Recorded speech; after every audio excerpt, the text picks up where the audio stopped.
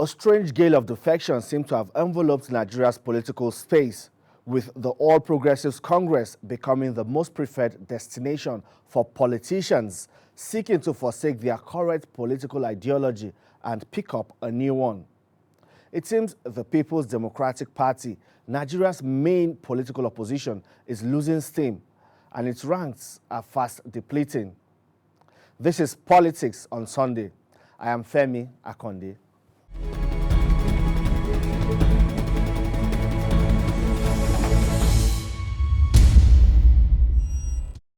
The National Secretary of the Caretaker Extraordinary National Convention Planning Committee of the All Progressives Congress disagrees with the PDP's claim that opposition governors have been harassed and intimidated to join the All Progressives Congress.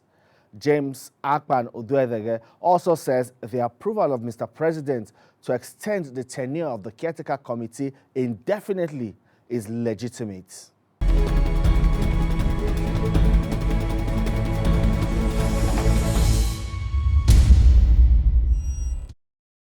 Yes, let's start with what is going on recently, this gale of defection from the PDP to the All Progressives Congress. It seems your party is basking in that euphoria, but some people again see it from the other hand as the APC now trying to emasculate the opposition.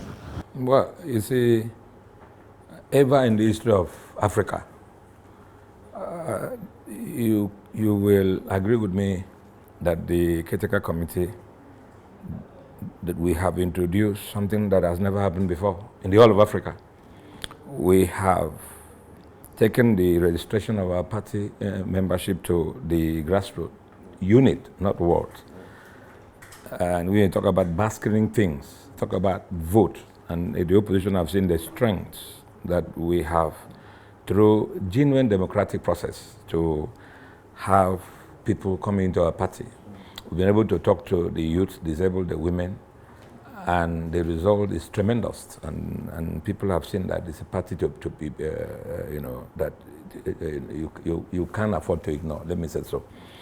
With the strength of 40 million membership, it would take a reasonable politician to save his political career by joining the party that is democratically organized. Recently, Mr. President just approved the extension of the tenure of the Caretaker Extraordinary National Convention Planning Committee. But there has been a lot of undertones since this move was made. Not a lot of people are speaking up, but there are so many disgruntled people not happy with this decision. Some are even saying that this move lacks legitimacy because it was not ratified by them. Yeah, because they don't know. If you remember some time ago, the NEC actually surrendered their powers to the Caretaker Committee to act on their behalf. Before we went to the President, the Caretaker Committee would, and other stakeholders, including the governors, they are not here, they were all here, invoked the power that was given to them. Chapter 13, 2 to 6 of our Constitution, that confers such powers to the Caretaker Committee, was exercised. We acted upon it. Why we did not make it public? Because we didn't want to embarrass the president by announcing it before him. So the Caretaker Committee, extended Caretaker Committee with other stakeholders, governors and other people were in this national secretary invoking that power by emotion. Yeah, but they say it now weakens the mechanism of intra-party democracy. How does it? Because it apparently makes the president and even the Caretaker Extraordinary National Committee become like sole administrators. No, we're not. What should bother, or what matters most, is the successes that we have recorded and the peaceful environment that we have provided for the party. We're not in court. We're not in faction. None of our chapters in faction. There is a peace in the party. When you're talking about party administration, what are you talking? We're talking about giving every member stability, the peacefulness. To the glory of God, God has given us a man of destiny with a very peaceful posture and diplomatic ability of negotiation, and the person of the national chairman, who is well experienced, the governor of Yobe State, who happened to be the chairman of the Caretaker Committee, the ability, the connection, they were without the capacity to regain the lost ground. Are you telling me that it's wrong for us to regain what we lost? So how do you convince a governor or a member of another political party who has a totally different political ideology to dump his own ideology and cross over to progressives? Yeah, when you come, you will internalize yourself with what we believe in. It doesn't matter where you come from. Like if you are coming with your own agenda, the institution that we operate in, the party, with a very strong conviction, you align with the conviction of the party. The party has a discipline, but I didn't have the permission. We discipline people. What does 2023 hold for the party, and what is the party saying about power zoning, power rotation, and all of that? What's the party stand? I can't speak on my own. That you see, it's not for me to say. I am representing. I can't speak on my own. My personal opinion can't count now. We're talking about the way there will be convention before you talk about 2023, and where leaders of this party will sit down and argue about those things and come up with what will be the winning strategy for the party. That's the most important thing. So when will the convention hold? As we progress, we will let you know. That's the fear. The process, no, it shouldn't be. It has caused a lot of uncertainty. Excuse me. Certainty about what? Uncertainty. People do not know when the convention will hold. There are people who also want to contest for elective positions in the party. And let me tell you what you know. When we came in, what happened to us? COVID-19.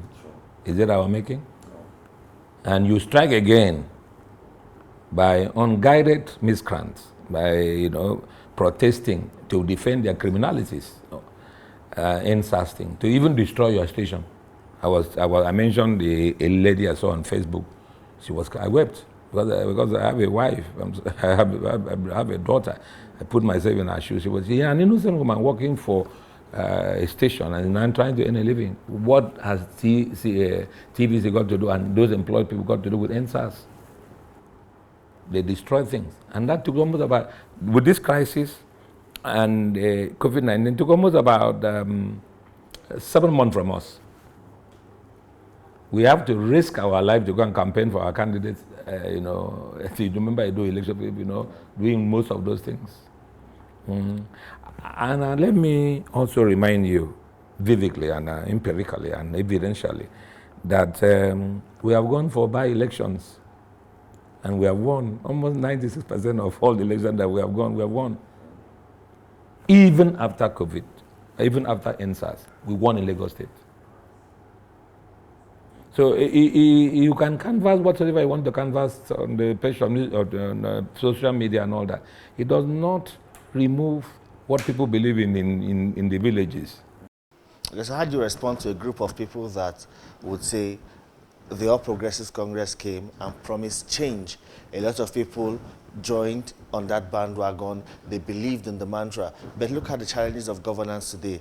Unemployment, the economy is still struggling, insecurity and all of that. And then by the time the presidency is blamed for that, your party also shares in the blame. So how do you respond? No, it's completely our responsibility. What was the financial condition of the country when we came in?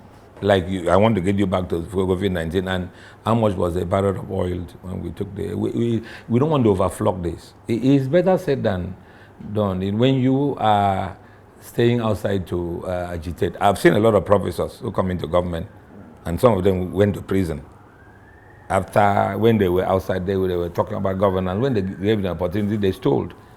But let me tell you the changes the president has brought. For a mere fact that the sitting president will sit down, there's a rule of law will be in place, people will win, opposition will win a governorship race.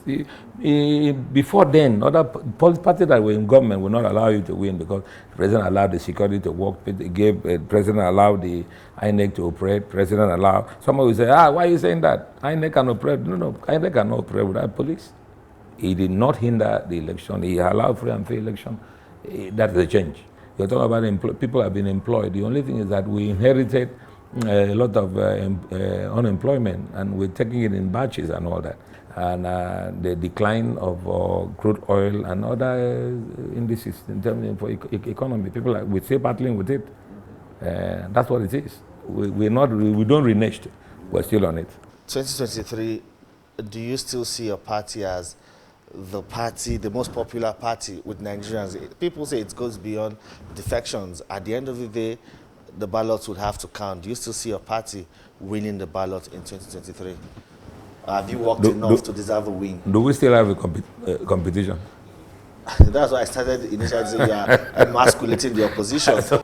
You know, God has given the best mind to run the party for now, and we're not going to. We can pride ourselves. We're not going to be boastful. That's what it's. And we have a strong leadership in the presence of the president. See, can I say this? Go ahead. When you are talking about opposition, sometimes you don't consider northern Nigeria. Probably you don't consider people in the villages. It's not all about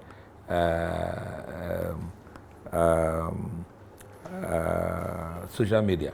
I agree, they can mobilize elites, actors to do that, but it will end up there and all that. At a very strong point that the president has done, president has actually improved in the security. You might not know it. A lot improved on the security of the country. Is working so hard, you know.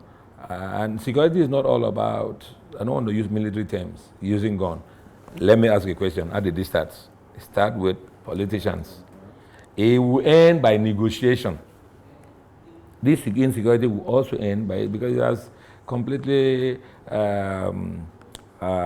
dismantled their stronghold.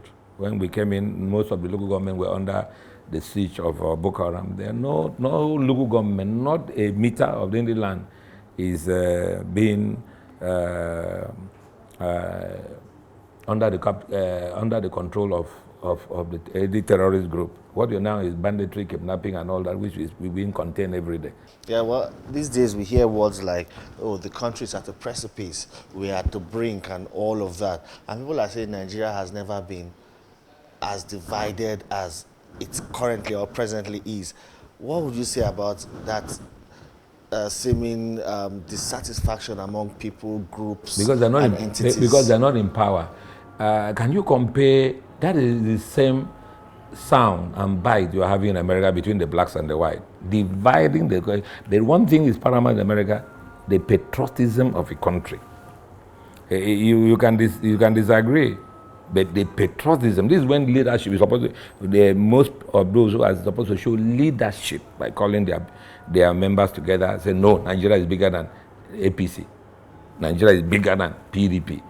Be a citizen and be a leader. It's not because we are not in government now. It's not because you are not participating now. So the country should be destroyed. People are used to governance. You are in government. You are enjoying government. Once you leave government for a while, you want to get government through the back door. We are sponsoring this, sponsoring that, so that the government will, like people, you heard a lot of chanting, Buhari must go, Buhari. No. If you go and remove the man to the ballot, he has a mandate to stay 4 years. If you want to remove, go to the National Assembly. That is a coup. You are trying to upstage the man, trying to bring down a government by what does not hold water. This is a man that has no house on his own. He still lives in the same house he's living. This is a man that you cannot link him to any corruption. This is a decent man because he's not talking. Because if he has a way of speaking and talking and manipulating your mind, and he has his own style. But that silence has created a problem. It now makes the president appear detached. No. He speak when he wants to speak. People, that's why we speak. A man is a man of his word. That's his style. A man with strong leadership. You don't make so much noise. You speak, your body language, what you are doing speaks for itself. What the president has achieved so far speaks for itself. And you can deny it, but the evidence is there. President is trusted all over the world. All right, then. For a point, no, you have to listen to this. For a heck, for him to be recognized in Africa, to be recognized and incorruptible, then you know what we're talking about.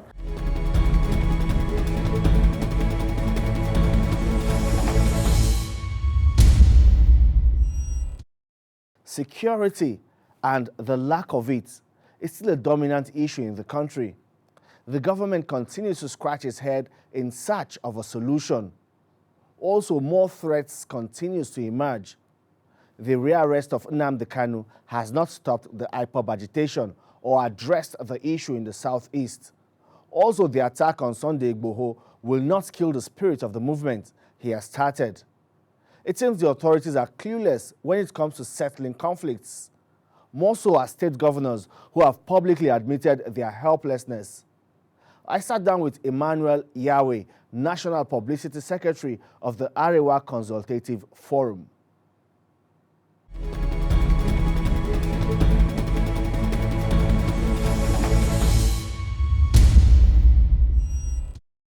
Now, the problem looking at Nigeria, a lot of people would say maybe leadership, governance, but from your own point of view, why would you say that there has been that slow progress in terms of national growth and development? Well, that is the beauty of democracy. You know, when we were under military rule, we could not even discuss ourselves. True. You remember Decree 4 and all those and all those. You know, you could not actually discuss what was happening to our country. But now the beauty is that we can at least discuss, even if we cannot change the tempo of events, we can discuss what is wrong with us. Our biggest problem today is insecurity. Without security, you can't do anything. That's correct. The economy will just be there, and people will not feel safe and all that. The biggest problem is security. When we held our National Working Committee meeting last year in October, we came out with a very strong communique condemning the insecurity in the country. We were very firm on that, and some people felt we were too strong on the president, but we stood by it. You see, when we hold our meetings in Kaduna, we are represented, Arewa Consultative Forum is represented in all the 19 states. We keep asking our members from the state, what is happening in your state? What is happening? How are the people, the ordinary people on the street feeling? And all that, the report we got months prior to October 2020 was that nobody was feeling secured in the north. It was a very frightening report we got. So when we met in October, we spoke about it. We said, look, the government has to do something very serious about it. And apparently, nothing much was done, or at least we didn't see much that was done. You know, before Buhari came to power, some of us were personally excited. I was not even a member of ASCO, of ACF, even though I used to attend meetings. We were excited about the prospects of his coming to power. First, this was a general who had fought very bravely during the Civil War. And when some Chadians tried to invade our country, the way he chased them away, it was in such a manner that we believe this is somebody who loved Nigeria and who could handle security problems very well. But this was somebody who, apart from being a war-tested general, had been a head of state before. So we thought he understood the security problems of the country very well. Yeah. So after 4 years, when the security situation started degenerating, we were really worried. We are still worried about what is happening to our country. And some people have also said that as a group, you have not been fair on Mr. President, because if you look at the way or the architecture of things, a lot of people say that the president is blamed for so many things when we have the governors who say they are the chief executive officers of their states. And to a large extent, a lot of them have also failed to provide that security for their people. And it seems everyone is pointing fingers at Mr. President when it comes to the issue of security. That happens because, you see, somehow the Constitution makes him President, Commander-in-Chief of Nigerian Armed Forces. So he's in charge of the political arm of government. He's also in charge of the security arm of government, President, Commander-in-Chief. He commands the military, he commands the police, and he commands all the other forces, take directives from him. So people tend to say any failure of the army, any failure of the police, any failure of the Air Force should go to their commander-in-chief. Sure. That is what happens. But we do not spare the governors. In fact, we are very angry with the governors. If you saw the communique we issued yesterday, and if you saw the address that our chairman board of trustees, Ambassador Shehu Malami, the address he gave us yesterday, he hammered on the state governors. He said, look, the governors, our governors in the north have failed us. The whole insecurity problem in the north can be traced to governors. Some of them are really funny. How so? Because they are not providing for the youth. It's the youth that are the security nightmare of Nigeria. You won't see a man of my age going to kidnap another person or going to rob another person. I'm above 60. I have children, I have grandchildren. So before I take such an action, I have to think twice. But the youth who have no wives, who have no children, can take any kind of risk. I can, for instance, go and be a political talk to somebody, but the youth don't care. These politicians use them, especially those who want to become state governors or legislators or whatever. They use them, they hire them, they pay them money, they give them guns and other weapons. Then after the elections, they just forget about them. After they have won elections, they just forget about them. And God save you if you once gave them weapons and you want to go and collect those weapons without settling them the way they were, they will shoot at you. But a lot of them say they are helpless because we have seen in most cases they are in Abuja. Anytime there's a security challenge in their state, they run to the presidential villa to go and report to the president. And you know, it's becoming like a circle, just coming to Abuja, reporting to the president, institution in their state. But back home, nothing seems to be changing. And they are telling us now that indeed they are helpless. No, if they are helpless, if you are elected a governor, if you feel you are helpless, you should resign. That will prove to us that you really believe you are helpless. You believe somebody is obstructing you, stopping you from doing your constitutional duties, then you should resign. You shouldn't be even there. You see, yeah, I'm sorry to say, but some of these governors do not really behave in a responsible manner. Some of them stoke up some of these security issues for their own personal political advancement. They create issues, differences on ethnic, religious lines when there's no problem there. Because they believe when there's crisis, that is when their name becomes popular. Then they toe a line that they believe people in their locality believe in. That line may be a complete lie. Complete lie. I don't want to mention names, but some of the governors are the security problems of their states. They cannot be helpless. If you are helpless, you resign.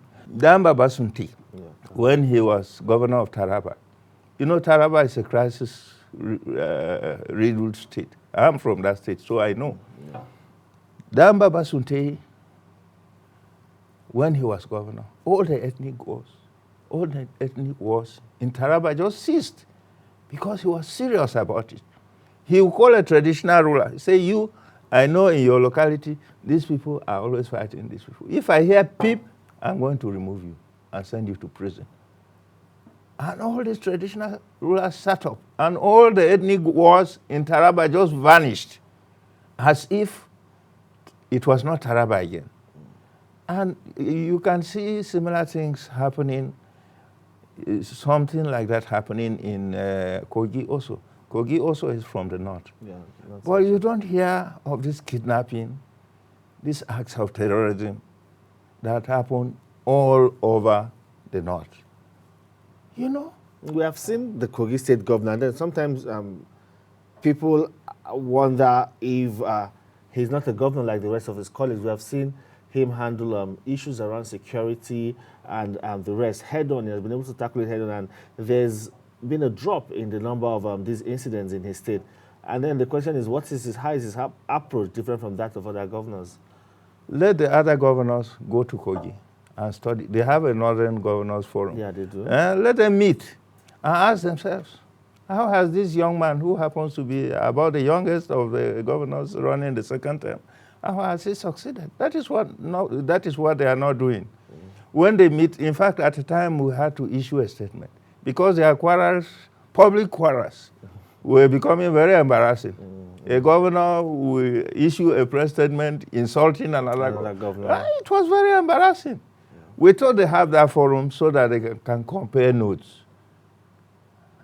But their meetings appear not to be helping the North. So the North is going down and down and down.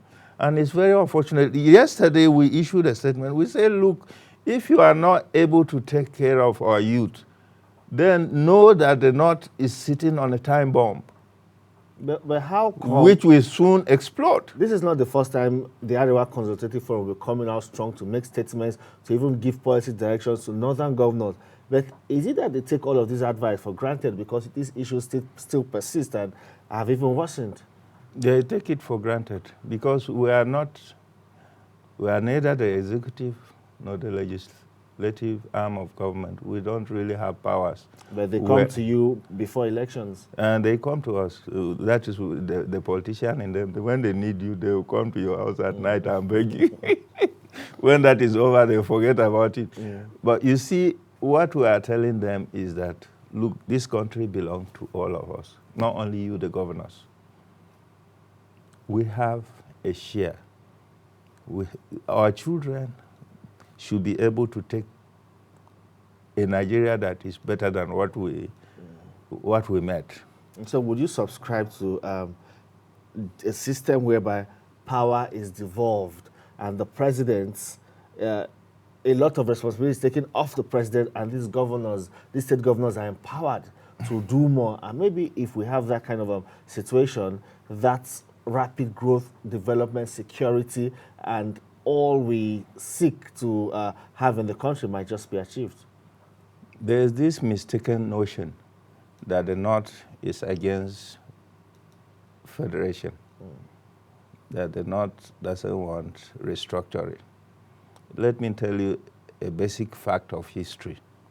During the decolonization process, the colonial masters held many constitutional conferences to determine the future of Nigeria once we gain independence.